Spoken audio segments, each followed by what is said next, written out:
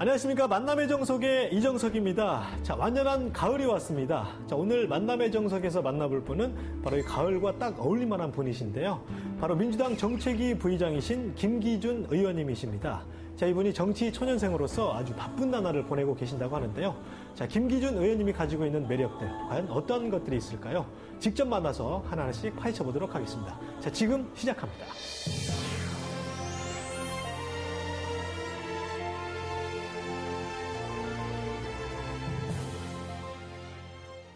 의원님 반갑습니다. 네, 반갑습니다. 예, 반갑습니다. 예. 일단 만남의 정석 이렇게 출연해 주셔가지고요. 진심으로 감사하다는 말씀을 드리겠고요. 먼저 우리 시청자 여러분들에게 따뜻한 한 말씀 부탁드리겠습니다. 네, 안녕하세요. 민주당 국회의원 김기준입니다. 요즘 경제가 매우 어렵습니다. 특히 전통시장이라든가 이런 서민 경제가 더욱 어렵습니다. 많은 분들이 많은 어려움 속에서 지금 살아가고 있습니다. 힘내시기 바랍니다. 앞으로 경제민주화를 실천하면서 경제민주화를 우리가 같이 함께 실현하면서 이 어려운 경제를 극복해 나가야 될 것 같습니다.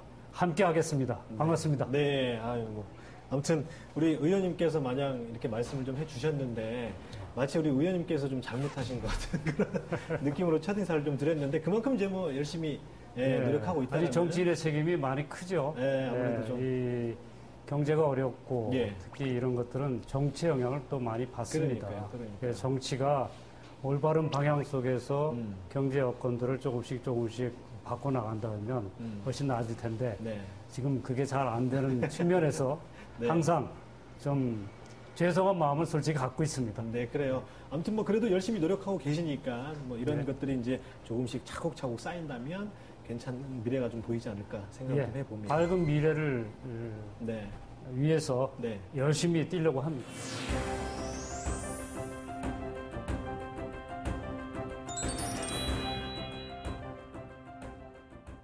자, 이제 본격적으로 이제 우리 의원님에 대해서 한번 알아가는 그런 시간을 갖도록 해보도록 하겠습니다. 자, 우리 의원님께서는 고향이 파주세요, 그죠? 예, 경기도 파주입니다. 네, 파주에서 뭐 어떻게 어렸을 때부터 계속 생활을 하신 건 맞으시고 그리고 나서 이제 서울로 오신 것 같은데. 초등학교 5학년, 그러니까 12살까지 파주 아주 두메산골이었습니다. 거기서 살았습니다. 지금은 뭐 개발이 좀 많이 좀 됐죠? 지금 많이 됐죠. 네. 그러면 파주에서 사시다가 언제 이렇게 서울로 이사를 오시게 됐는지? 초등학교 5학년 때 서울로 전학을 왔습니다. 초등학교 5학년요? 예. 그러면은 뭐 어떻게 나름대로 어떻게 공부를 좀 시켜 보겠다라는 그 부모님의 의지인가요? 아니면 어떻게 그냥 흘러서 이렇게 오시게 된 건가요? 부모님의 의지가 강했습니다. 부모님의 의지가 공부를 시켜야 되겠다는 의지가 강하셔가지고 그 당시에 제 두 학년 위로 위부터 중학교 추첨제가 시행이 될 때입니다. 그러니까 그때 서울로 학교 전학을 오지 않으면은 시골에서 그러니까 경기도에서 진학을 해야지만 되고 서울서 중학교를 진학하려면은 서울로 와야 되는 그런 상황이었죠. 그러니까 이제 서울로 진학을 위해서 일단 흔히 말하는 그 전입을 하신 거네요. 공부 좀 한번 해보겠다고. 어땠어요? 처음에 딱 이사 왔을 때, 초등학교 딱 들어갔을 때 느낌. 아, 정말 이제 한번 공부를 해봐야 되겠다. 뭐 그런 느낌이었나요? 그렇죠. 그 당시 부모님이 어려운 결정을 내리셨고 또 시골에서 아버지는 할머니하고 농사를 지으셨고 어머니가 서울서 저하고 동생 둘하고 같이 이렇게 지냈는데 왔다 갔다 두 집 살림을 하시느라고 두 분 다 고생이 많으셨습니다. 그러니까 아버님과 어머님은 따로 이제 떨어져서 사셨네요. 그러네요. 그래 고생하시는 걸 보면서 부모님께 효도하는 건 다른 게 아니고 공부를 좀 열심히 하는 거다. 뭐 그런 생각을 먼저 갖게 되더라고요. 그래도 공부를 정말 잘하고 싶어도 이게 머리가 따라주지 않으면 공부를 못 하잖아요. 그래도 공부라는 거는 제 경험으로는 꼭 머리로 하는 건 아닌 것 같아요. 그래요? 꾸준하게 자신의 노력. 노력과 근데 저는 공부를 정말 또 중요한 거는 공부에 이제 재미를 붙이는 게 중요하거든요. 그거를 어떤 계기를 통해서 공부에 재미를 붙이느냐, 그게 중요한 것 같습니다. 그러다 보면 거기 집중을 하게 되고 그러다 보면 성적이 올라가고 그런 것이죠. 그랬어요. 그러면 그 나름대로 어떤 과목에 그래도 흥미를 가장 많이 좀 느끼셨어요? 초등학교 때 저는 과학 과목에 좀 과학. 흥미를 많이 느꼈어요. 예. 과학과 산수. 그때는 이제 산수, 그때 뭐 수학, 산수였죠. 예. 수학 과목. 예. 제일 싫어하는 과목인데 저는. 그 두 가지에 관심을 많이 갖게 된 것이 그 당시에는 과학자가 꿈이었어요. 예. 그래서 뉴턴, 아인슈타인 같은 사람들을 예. 존경하고 그분들의 전기를 읽으면서 나도 이렇게 되겠다 이런 생각을 많이 했습니다. 그래서 예. 제가 공부를 열심히 하게 된 배경은 하나는 부모님이 고생하시는데 좀 기쁘게 해드려야지 하는 그것 하나 하고 네. 또 하나는 앞으로 공부를 열심히 해서 훌륭한 과학자가 한번 돼보겠다 예. 이런 꿈을 가진 것이 예. 공부를 하게 된 동력이었던 것 같습니다. 그래요. 어떻게 좀 그 꿈을 계속해서 펼치기 위해서 열심히 노력을 하셨을 거 아니에요? 그렇죠. 중학교 네. 때까지도 중학교 열심히 때까지도 노력을 했고 네. 그래서 고등학교 진학을 하게 된 겁니다. 그 과목 자체도 그때 당시만 해도 이 과학이나 이쪽 이런 쪽에 굉장히 좀 관심이 좀 많았다고 얘기를 좀 들었어요. 사회적으로도 이공계를 많이 권장을 했죠. 예. 그 당시 막 한창 우리나라가 개발 시점에 있는 나라였기 때문에 예. 이공계를 많이 강조했습니다. 그 영향도 뭐 받은 셈이죠. 그래요? 네. 아니 근데 그런데 어떻게 대학교를 갔다가 그쪽으로 안 가시고? 제가 한참 자연과학 하셨어요. 쪽에 관심을 갖게 된 것이 예. 이제 호기심이 많다 보니까 그렇게 된 것 같거든요. 새로운 것이 있으면은 항상 누구한테 묻고 네. 왜 그런지를 묻고 또 의문을 제기하고 그것에 대해서 답을 구하려고 하고 예. 이런 거였어요. 예. 이제 고등학교 진학하면서부터는 예. 그러한 질문들이 이 철학적인 문제, 예. 자연과학에서 인문과학 차원으로 이렇게 자연스럽게 넘어가더라고요. 근데 이 철학 문제는 너무나 어려운 겁니다. 자연과학은 뭐 어디 가서 이렇게 답을 찾아보면은 누구한테 답을 물어보면은 그게 예. 나오는데 이 철학 문제는 그렇게 간단한 문제가 아니더라고요. 그래서 사춘기도 같이 겹치면서 예. 인생의 의미 또 뭐 어떻게 살아야 될 것인가 예. 뭐 등등 그리고 이 사람이란 존재는 무엇인가 뭐 이런 여러 가지 철학적인 문제를 던지다 보니까 상당히 그 슬럼프에 빠지기도 했습니다. 그때 많은 고민들을 했던 것 같아요. 예. 고등학교 한참 공부하고 놀고 그래야 될 시점에 예. 저는 그런 문제들 가지고 예. 씨름을 했던 기억이 납니다.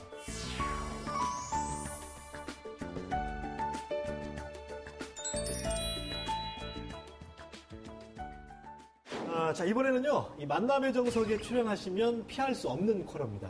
우리 의원님의 궁금증을 아주 그냥 속속들이 한번 파헤쳐보는 그런 시간인데, 저희가 이 궁금한 것들 여러 가지 그 질문 중에서 세 가지만 한번 압축을 좀 해봤어요. 예. 그걸 한번 차트로 준비를 해봤거든요. 자, 하나하나씩 뜯어보면서 한번 가보도록 하겠습니다. 자, 짜잔. 의원님 궁금합니다. 솔직히 제목이 이렇게. 진짜 되는 거고. 궁금하네요. 궁금하죠. 아주 미치겠습니다. 자, 첫 번째 질문 한번 가보도록 하겠습니다. 짜자잔. 이야, 정말 이거는 우리 의원님을 정말 떠날래야 떠날 수 없는 그런 질문들인 것 같아요. 맨날 공부만 하셔가지고 이 질문을 뺄 수가 없는데. 자, 첫 번째. 자, 서울대 합격의 비결이에요. 네, 어떻게 좀 보고 계시는지 좀, 답변을 좀 해주시죠. 근데 아까 전에 한번 보니까 저는 재수를 한번 하셨다고 하셨잖아요. 그렇죠? 예, 한 번 실패했죠. 그러니까요. 예. 실패를 하고 난 물론 그때 이후에 이제 방향을 틀었기 때문에 예. 좀 더 열심히 했지만 아무튼 꾸준히 그 미래에 내가 좀 뭘 해야 되겠다는 어떤 강한 의지를 가지고 예. 꾸준히 했던 것이 뭐 중요했던 것 같습니다. 그러니까요. 네. 뭐 지금 계속해서 아까 전에서 말씀하셨지만은 이 공부 얘기만 계속 하셔가지고 네. 사실 우리 저 보는 시청자 여러분들께서는 조금 짜증날 수도 있을 것 같아요. 공부를 너무 잘하셔서. 근데 특별하게 그 무역학과를 좀 선택을 한 가장 큰 이유가 있으신가요? 경제학을 공부하고 싶었어요. 특히 이제 그 국제경제학 쪽으로 예. 공부를 하고 싶어가지고 예. 무역학과를 갔습니다. 아, 그래요? 그러니까 무역 실무를 공부하는 건 아니고요. 예.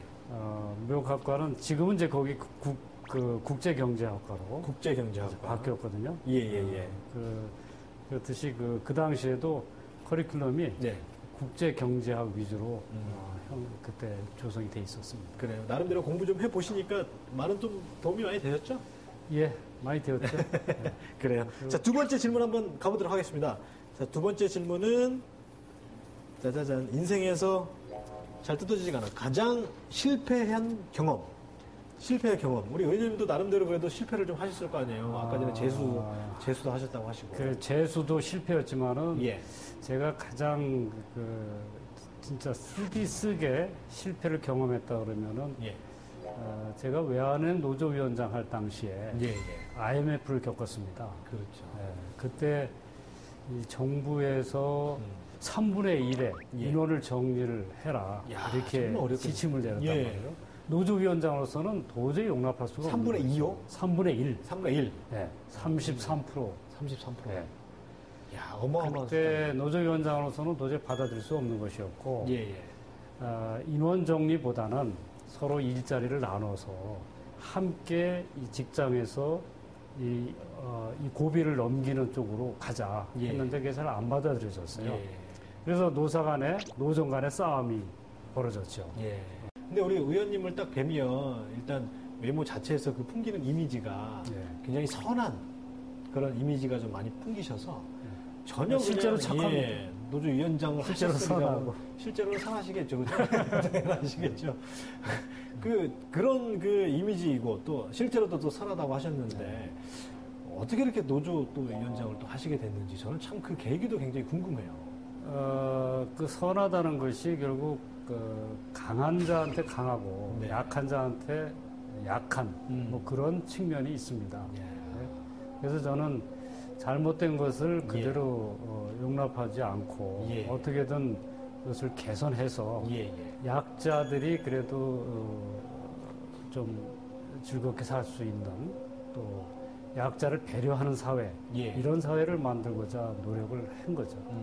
사실 뭐 저는 뭐 인생을 짧게 살아왔지만 그 강자에게 강한다는 것 네. 그리고 약자에게 약하다는 것 이렇게 하기가 사실 그렇게 쉽지가 않거든요. 쉽지는 않습니다. 예, 굉장히 어려운 부분인데 네. 사실 그런 거를 잘 하는 것들이 네. 예, 오히려 이제 상대방에게 인정을 받을 수 있는 그런 길이 되지 않을까라는 좀 생각하는데 굉장히 좀 제가 예, 인정을 받은 것도 바로 그 부분이었다고 예. 생각합니다. 예. 쉽지만, 예. 아니 쉽지 않지만, 예, 예. 어렵지만 가끔은 내 걸 포기하면서 나보다 어려운 사람들을 위해서 희생할 줄 알고 또 나 아닌 다른 사람이 좀 더 나아지는 걸 보면서 네. 즐거워할 줄 알고 예. 뭐 그러다 보니까 주변에 많은 사람들이 저를 좋아한 측면이 없지 않죠.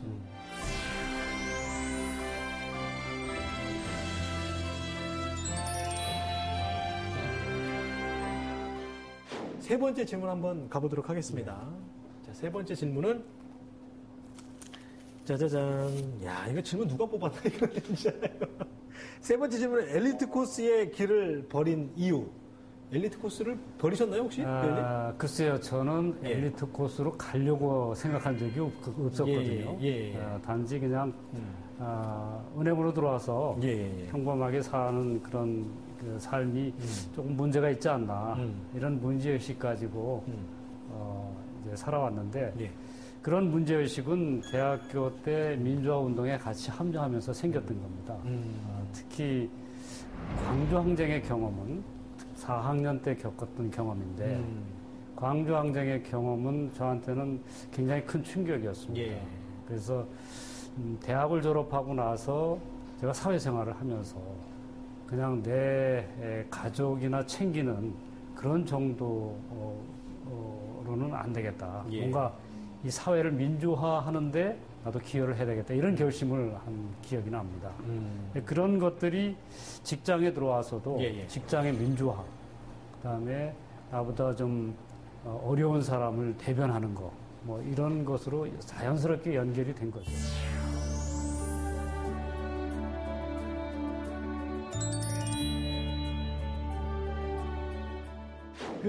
지금까지는 좀 딱딱한 얘기를 좀 많이 한 것 같아요. 주로 예. 이제 우리 의원님의 그 공부 잘한 이야기들, 그리고 정책적인 이야기들 좀 이렇게 했었는데, 저희가 시작하면서 잠깐 그 가족 얘기를 많이 좀 했었잖아요.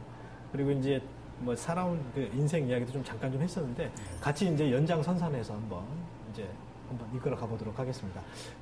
우리 의원님께서는 결혼을 혹시 몇 살에 하신 건가요? 결혼을? 제가 32살에 했습니다. 좀 늦었네요, 많이. 네, 그때 당시는 늦었죠. 늦지 않으셨나요? 예, 그렇죠. 그때 30살 넘으면 좀 노총각 소리 들을 때죠. 그러니까요. 네.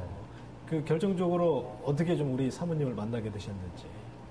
제 아내가 그 대학 서클 후배입니다. 아, 대학교 근데 서클 물론 뭐 같은 하셨어요? 기간에 학교를 다니지는 않았지만 예. 서클 후배인데 예. 서클 후배 결혼식장에서 예. 우연히 결혼식장에서 만나게 눈이 됐어요. 마셨구나. 결혼식장에서 그 피로연 자리에서 그러네. 우연히 예. 만났습니다. 그래요. 저보다 한 5년 후배니까 음.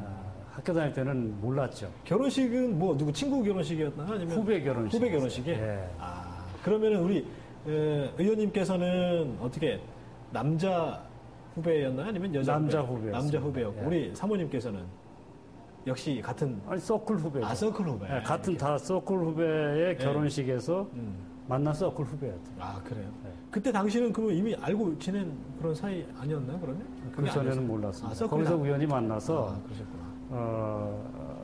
피로연에서 예. 술 한 잔 주고받고 한 것이 가장 마음에 계기가 들었던 됐습니다. 부분이 뭐였어요? 그 당시에는 이 사회 민주화에 대한 예. 사회 이 일반 그 분위기들이 굉장히 강할 때였거든요. 물론 직장 다닐 때였지만은 예. 데모도 많이 해요, 학생들이. 예, 당시에는. 네, 그리고 독재에 대한 어떤 그 일반 시민들의 문제의식이 굉장히 강할 때라 그런 얘기들 많이 했어요. 그런데 자연스럽게 그런 얘기를 터놓고 할 수 있는 그런 후배였다, 이런 느낌이 듭니다. 가장 기억에 남는 그 뭐랄까요, 연애 시절의 가장 추억이라고 해야 되나요? 뭐 좀 기억 남는 거 많이 계신가요? 기억에 남는 게 많이 있죠. 근데 딱 한 가지 물어보시니까 예. 한 가지로 이렇게 답을 하면, 제가 그 만난 지 한 2개월 정도 땐가요? 예. 그 당시 지금 백마 쪽에, 백마역 쪽에 일산 쪽. 예, 화사랑이라는 그 민속 주점이 있었어요. 예. 그 당시 데이트하는 사람들이 많이 갔었던 음식점인데, 그때 가가지고 거기서 막걸리 한 잔을 서로 마시는데, 그 당시 이 석양이 지는 상황에서 햇빛이 쫙 비치는데, 우리 집사람은 그 석양을 마주보고 있고 내가 이제 등지고 있는데, 그 빛이 굉장히 그 당시 와이프를 굉장히 아름답게 보이게 했던 것 같아요. 석양이 그 뒷모습 이렇게 해가지고 실루엣이 이렇게, 실루엣이 아니라 이제 석양을, 그러니까 이제 제가 등지고 있고, 등지고 있고, 와이프가, 사모님께서는 이제 맞고 있고, 그런 상태에서 그 석양이, 그 모습이 굉장히 아름답다라는 느낌을 가졌습니다. 그때 결혼해야 되겠다는 생각을 했던 것 같아요. 그래서 이제 결정적으로 이제 그게 이제 가장 큰 계기가 됐었죠. 그렇죠. 그 후에는 뭐 우여곡절도 있고 서로 뭐 감정의 기복도 있을 수 있지 않습니까? 그러나 그때 하나의 계기가 꾸준하게 그 연애를 결혼까지 끌고 간 하나의 큰 동력이었다고 생각합니다. 네. 더불어서 우리 사모님하고도 보낼 수 있는 시간도 많이 없으실 것 같아요. 사모님도 많이 불만 토로하지 않나요? 어떻습니까? 불만 단계는 이제는 뭐 지나갔죠. 다 이제 그러려니 하고 일을 더 열심히 할 수 있도록 이제.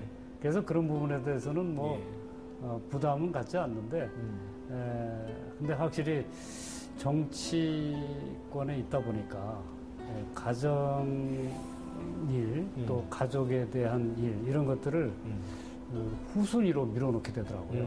아무래도 좀 그럴 수밖에 정치권에서 벌어지는 여러 가지 일들이 급박하고 또 빨리 처리해야 되고 하다 보니까 관심사가 그쪽에 먼저 가게 돼 있습니다. 그러니까 이런 것을 의도적으로라도 좀 가족과 같이 지낼 수 있는 시간, 아내와 같이 지낼 수 있는 시간들을 만들어야 되겠다, 이런 생각을 요즘 하게 됩니다. 그러니까요. 그래도 좀 나름대로 생각을 좀 가지고 있으시지만 그 일 때문에 많이 바쁘시다 보니까 그런 것들을 추진하기가 굉장히 힘들잖아요. 혹시 이번 여름에는 휴가 좀 갔다 오셨어요? 아니면은 여름 휴가 같이 못 갔습니다. 못 갔어요? 예. 정말 조만간에 한번 빨리 계획 좀 잡으셔가지고 그래도 좀 같이 가족들과 한번 이렇게 여행을 좀 가셔서 서로 이제 속마음 터놓고 이렇게 얘기할 수 있는 그런 기회 마련하시면 참 좋았을 것 같아요. 글쎄요. 그런 상황이 되기를 저도 간절히 바라고 있습니다. 뭐 일단 그 이제 가족들과의 그런 관계들 속에서 뭐니 해도 그래도 이제 그 뭐랄까요, 정치를 하고 있는 그 아버님, 정치를 하고 있는 우리 그 남편, 가족들의 평가는 어떻습니까? 나름대로 옆에서 많이 조언을 좀 해주는 편이신가요? 아니면은 아직 좀 그럴 대화를 할 수 있는 그런 단계는 좀 아직 좀 덜 된 그런 건가요? 아직 조언까지 하는 단계는 아닌 것 같고요. 예. 단지 제가 고민하고 할 때 얘기를 하면은 좀 더 위로를 해준다든가 좀 힘을 낼 수 있는 얘기를 해준다든가 뭐 그렇게 하면서 격려를 해주는 점은 있습니다. 많은 좀 힘이 그래도 좀 되시지 않나요? 많은 힘이 되고 있습니다. 예. 요즘 저희 뭐 아내와 애들 같은 경우 특히 정치권에 입문할 때 정치에 입문을 결정하고 결단을 내릴 때 사실 아내가 그것에 호응하기가 쉽지는 않은 상황이었거든요. 그러니까요. 그럴 때 아들 둘이 제 편에 서서 많은 힘이 좀 되죠. 정치에 입문하는 것에 찬성을 해주고 예. 그 길로 가야 된다라고 찬성을 해주면서 아내가 동의를 하게 됐거든요.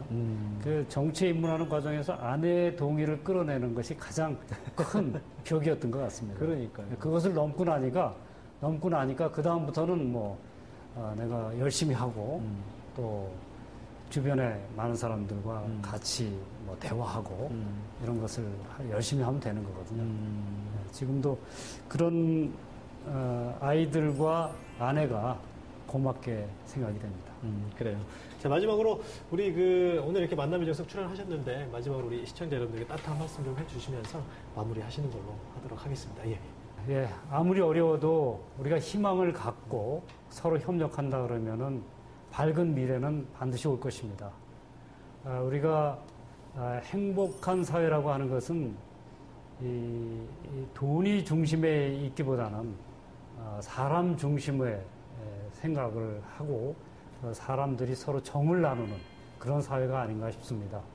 아무리 어려운 경제 여건 속에서도 이 경제 민주화를 위해서 서로 노력을 하면서 함께 살아가려고 노력한다면 그것이 곧 우리 국민들이 좀 더 행복해지는 길이 아닐까 그렇게 생각하면서 여러분 힘내시기 바랍니다. 네. 오늘 이렇게 뭐 바쁘신 가운데도 이제 참석해 주셔가지고요. 바쁜 시간 이렇게 많이 할애해 주셔서 진심으로 이제 뭐 여러 가지 많은 얘기를 좀 나눴는데요. 그런 말씀들 진심으로 감사하다는 말씀 좀 드리도록 하겠습니다. 오늘 말씀 감사합니다. 예, 감사합니다. 감사합니다. 예.